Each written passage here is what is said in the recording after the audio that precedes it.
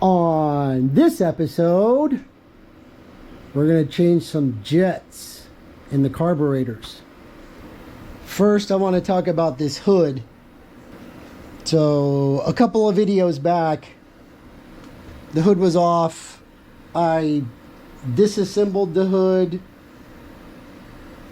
cleaned it, painted it, and then cut it apart to open up these slats so I could get more air out. There's a video from a guy down in Australia, and he took this apart and put some spacers in it so that it would slide open and closed. I've seen the video where you put spacers here and open this up a little bit to get more airflow. People put screens in here, plexiglass. What I wanted was something more interchangeable, let's put it that way. Something that would a little bit easier to switch out without any tools.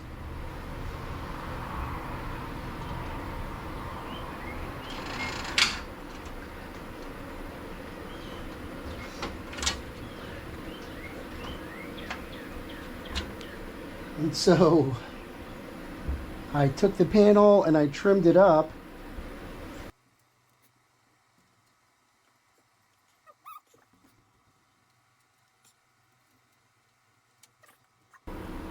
These are, you know, rare earth magnets. They're 20 pounds each. You just pop them up here.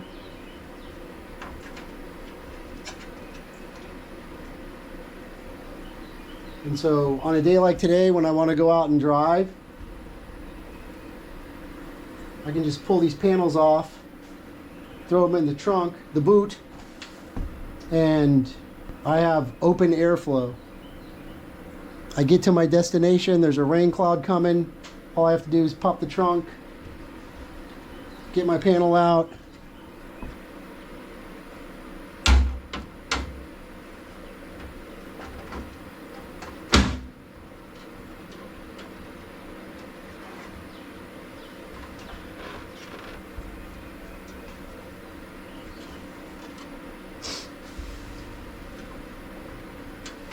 and that's it. Now it's installed, so they don't fall off. They don't rattle. I've been on a couple of drives. They stayed in place the whole time. For me, this is an acceptable option. Previously on ELDEST builds, we were running fuel injection, and we were making adjustments over here on the airflow meter on the spring to dial up the fuel. We know we needed more fuel because the air-fuel ratio gauge tells us what the AFR is, but this was always part of the plan. Number one, it looks cool. Number two, it sounds cool. Number three, it is cool. And number four, it runs better. I don't know how much better till we put it on the dyno, but that step is, you know, in the future. So the carburetor, when you buy the carburetors, they come with jets installed. The way these carbs are jetted when they were purchased is pretty close. It's running mid to high 13s. It'll dip down into the low 13s, maybe like a 12.9 every once in a while. It cruises about 14.7, which is kind of lean. So we need to make a carburetor jet adjustment to get the correct fuel ratio into the car. If you're not reading the air-fuel ratio, it's more difficult to get a proper adjustment. You know, back in the 80s when I was a kid, it was go to a specific road and do a standing quarter mile, and you timed it on a stopwatch, maybe with your friend, and you recorded how fast your car went, and then you changed a jet or two, and then did that again. If it was the same or quicker, you made the right choice. If it was slower, you made the wrong choice. And so you got to go back and forth like that. And we just drove around you know. I mean, we would make jet adjustments all the time. So, you know, it was kind of hit or miss. It felt good, so you did it. But you really didn't know. You didn't have an accurate representation of how the engine was being fueled. So the air fuel, the AFR gauge is your key to understanding how your engine's running as far as fuel goes. So the jets for the main are right here, and they can be removed without disassembling the carburetor.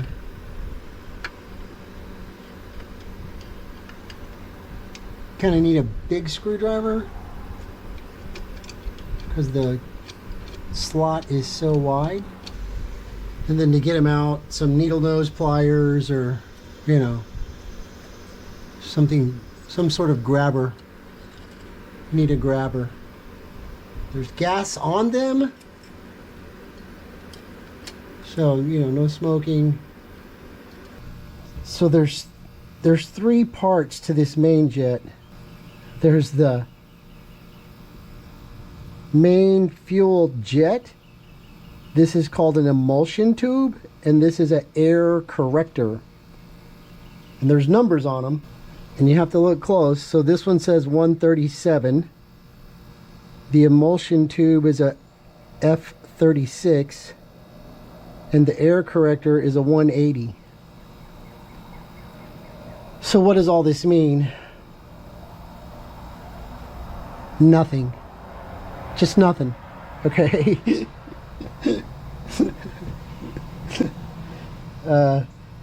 It's like a tire size. Okay, a 225 45 R15. Okay, so everything has a different number on it, but they don't match anything else other than their related parts. So an air corrector of a 180, it just, on this thing, it's just a slide press fit. So we take the 180 and we put it over here, and then this 137 is a main jet, and it's going to slide out of the bottom. And sometimes they're a little sticky. Light pressure, light pressure. Or you buy a new emulsion tube.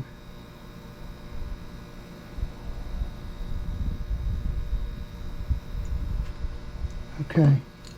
We want our parts to match in the same carburetor on the same motor all the way across. So we're going to use these F36s again. And then what we're doing is we're changing the size of the hole in this jet and these jets. But let's say we're going to do it in pairs or 2 pairs. Buy your jets from the same place at the same time. That way the sizes will be different but consistent. If you buy jets from this store and jets from this store and you buy the same size, let's for instance, you buy the same 137, but you buy one from here and one from over here, and then when you put them together, they're not going to be the same. They may or may not match. So you kind of got to stick with the same grouping in order to get the desired consistency. So these are all redline jets, and I bought them at the same time from Pierce Manifold. So I got some air correctors, and then I got some mains. So these are 137s, and I want to go richer, so I bought 140s. But then I also bought 135s because we can make adjustments different ways. So if we put the 140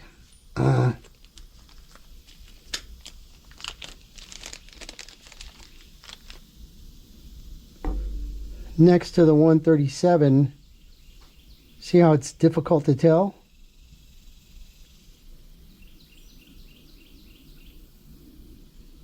I mean, we don't really know what the measurement is, other than they put a number on it.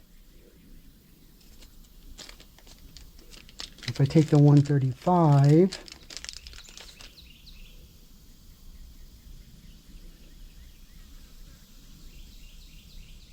you can't really tell. I mean, it's, you know, is it smaller? Sure. By how much? I don't know. 5? Because it's a 140 and a 135. So the 140 goes inside like this.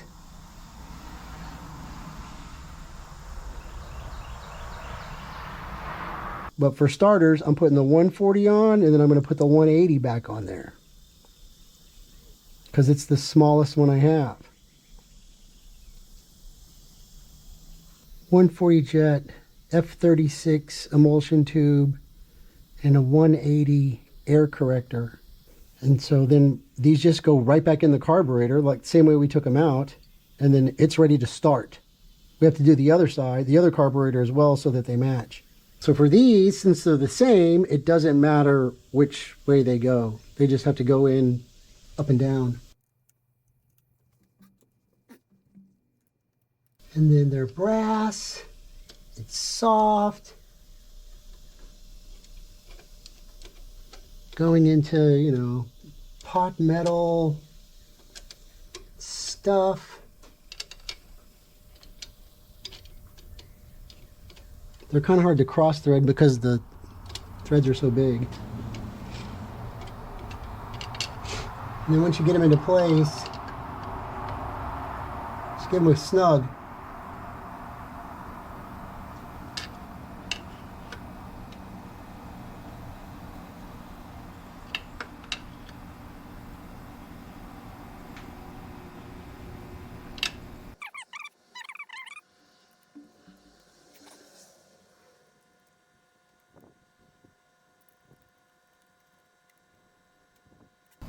And then all we have to do is put our air cleaners back on.